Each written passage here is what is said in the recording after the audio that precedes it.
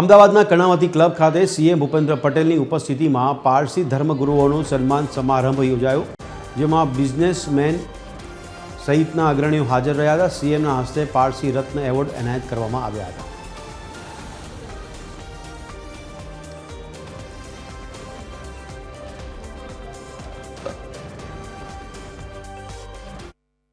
આ trust HIV ગ્રસ્ત લોકો માટે પણ કલ્યાણના અનેક કામો કરે છે.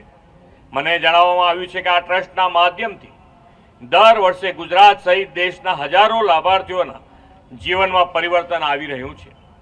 આજે પારસીઓના સન્માન અને શિષ્યવૃત્તિની જાહેરાત તેમજ સંસ્કૃતિ અને પરંપરા એટલે કે પારસી એક્સ્ટ્રા વેવાન્ઝાની ઝલક દર્શાવતા કાર્યક્રમનું આયોજન પણ થયું છે.